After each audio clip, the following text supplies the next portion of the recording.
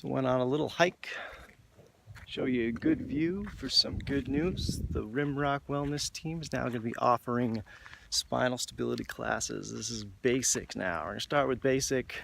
This is not the introductory course. Hopefully you've gone to the introductory course, but no, this is not going to involve foam rollers. Just you, your body, and a yoga mat. We're going to do it in a park.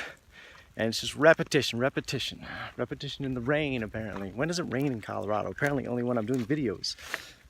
Feels good, actually. I don't even care. So hopefully you'll come out. We won't even really have a sign up. We're just going to see how many people show up, because it's just me in the middle of the field, you guys around. I can talk louder because granted, I'm quiet. You know, I'm an introverted guy, you know, so I don't actually enjoy teaching people spinal stability, but I've been in pain most of my life. So now that I'm out of it and I'm stronger and I'm more functional, I'm trying to pass on everything I've learned to you guys, because, you know, I've learned how to get out of chronic pain, learn how to deal with these injuries that I've had all my life and bring some stability. So I want to share that with you. And if that requires me spending another 30 minutes out of my Friday afternoon, I don't care. I'll do it for you. And, you know, it's good for me. I'll get a little exercise too. So I'll be in there teaching you. Happy to and maybe we'll get some of the staff members involved. The more the merrier. I'm excited about it. Been doing this teaching stuff for a while, so I'm definitely getting better at it. You're not getting somebody new with this stuff, and this is stuff you're just not going to hear anywhere else, I promise you. It's linked to foundation, but this is something all itself. It's stuff that I've learned not only from myself and being in pain, but just taking, you know, what I'm feeling and then looking at people's spines and really feeling and analyzing when I'm working on people. You know, I have 5 years of looking at spines and how they've progressed, and I'm a second generation chiropractor, so I've seen people who've been under chiropractic care for 40 years, so I know what's going on, and I know how to fix it through biomechanics, changing the way you're walking, changing the way you're moving. It can happen. You know, you don't have to be stuck with these abnormal curves. You know, we can get some normality out of them, or at the very least bring some stability where they're not going to get worse. You know, because we do see things, oh, mom had that hump. Yeah, but she didn't start out with that hump, yo. She wasn't born with that. That progressed over time. Gravity's gotten a hold of that sucker and it's pushing it down. So we're going to teach you to resist gravity and push up against it. That's all. That's it, in a tiny little box. That's it. That's the principle. We're just going to teach you how to apply it. And then once you're strong and you're good, you can move away from those classes. And maybe in the future we'll do some advanced classes, because there's a lot of other stuff I've done, different types of running techniques, arm strengthening techniques that can be applied. But first we got to get the basics down. All right, I'm going to get out of the rain. Basic spinal stability class. So you might be wondering, oh, I already did that, right? That was an introductory. So a lot of you were saying, I get the concepts, I get the basics, I kind of understand the principle here. Application's a little tough. And yeah, it will be. That's why we need repetition.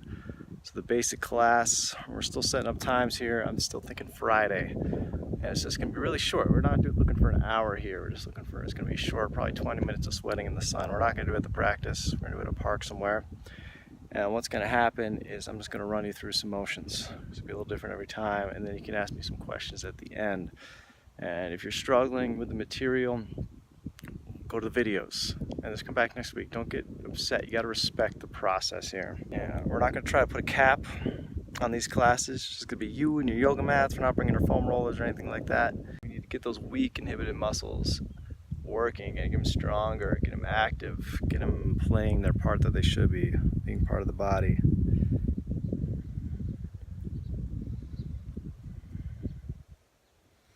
All this stuff is going to help you with any activity you're doing, whether you're playing sports or whether you're going to the gym. It's going to help prevent injury. It's going to keep your spine strong. It's going to take stress off your neurological system. All the good stuff. All the stuff we want, right?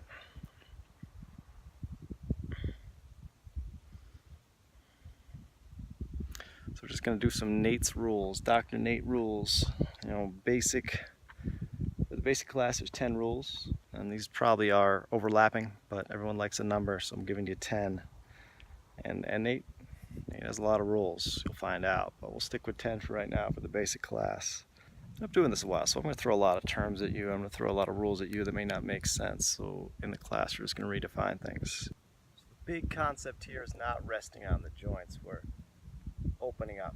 It's that simple grabbing of the ground is implied, that using that arch muscle. You're grabbing, you're opening up your ankle, putting your weight on your hip, decompressing the spine. We're not resting. Because when we feel we're lifting up, we're going to start to teeter. Find that place where we feel imbalance. We got to find that place where we're a little uncomfortable. We got to fail frequently. It's okay for teetering. It's okay if we have to grab the ground. We're doing a flat-footed squat. It's okay if you roll backwards a little bit. That shows that you're putting your weight in a place that your body's not used to. So when you get to that unstable area, another rule that's going to apply to this is that shaky place. That's kind of similar, because you're trying to fight against those dominant muscles that want to pull you one way, and those weak muscles just aren't able to activate, and you'll get to know your levels better. Rule number 2 is pull your hips out of external rotation. If your toes are ever pushing out to the side, bring those in. Make sure they're always pointing in the same direction. If we want them in, we don't want them out. Even when we're doing wide positions, try and keep those toes from facing outwards. So internal rotation, that's that squeezing of the inner thigh, is going to help that, and that's a big point here, and that's going to apply to some of the other rules.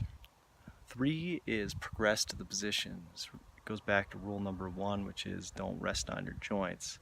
A lot of times we get that decompression stance, and then we'll just kind of bow at the spine to get deeper into it. You want to keep that decompression, keep that rigid posture.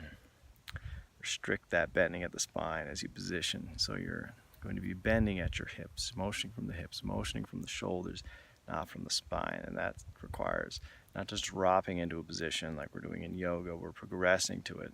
You'll notice you won't be able to go as far into the position like we taught in the introductory class with touching your toes. Much harder, and you shouldn't be able to get to your toes without bending somewhere at your spine. So we're just restricting that bending, going as far as we can until we hit that wall. And what that wall is that dominant muscle that's fighting, and you're using that weaker muscle. So it's that tug of war battle we're going to initiate. Rule number 4 is breathe from your stomach, breathe from your belly, breathe from your diaphragm, not from your chest, not from our upper shoulders. We shouldn't feel our shoulders going up. Those upper traps are already really tight, they're already really dominant, and we don't want to encourage strengthening those. You want to use our diaphragm, and that's going to help expand our ribs. It's going to lengthen your spine. You'll feel fluid motion in your joints there, and you'll feel, when you breathe from deep from your belly, it's your spine that's lengthening, and that's what we want to encourage here. That's all about that decompressioning. So we're getting motion and fighting against those restricted joints, but at the same time also going to be strengthening, keeping our body in that lengthened position.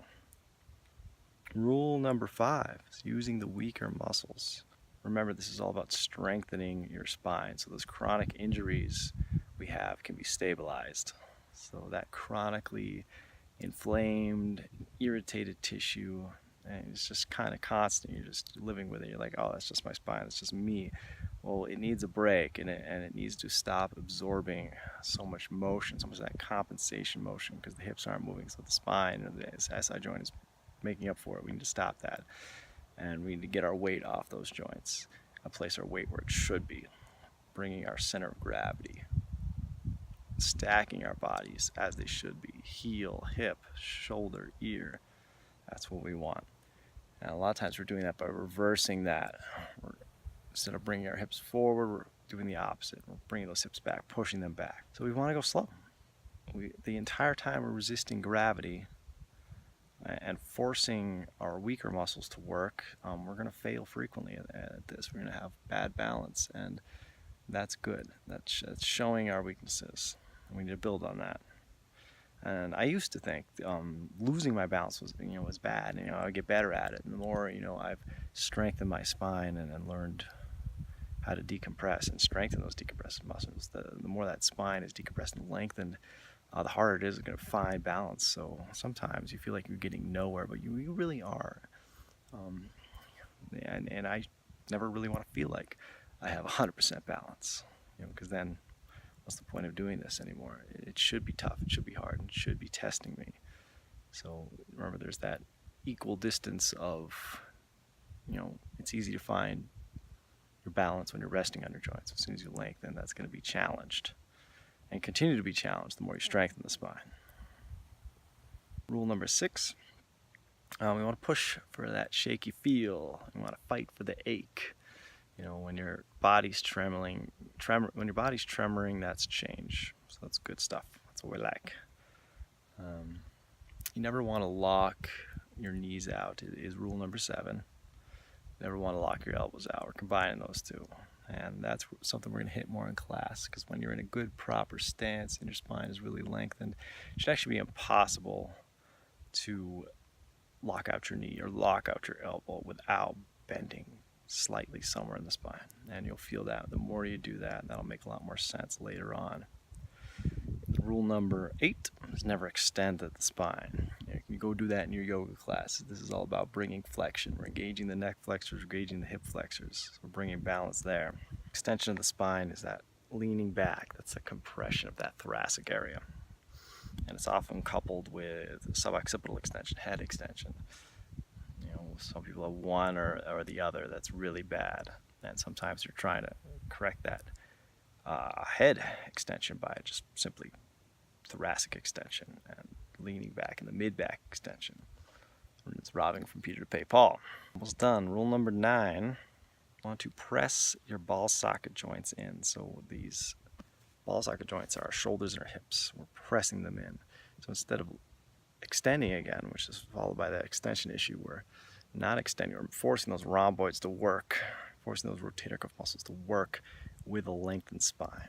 That's a bigger difference than just leaning back, because it just gives this illusion that our pushing our shoulders back is really not happening. What's happening is you're just bending at the spine. You may be activating the rhomboid slightly, but we still have to compress. And so the big muscles there are the rhomboids, and then the inner thigh muscles are going to be working.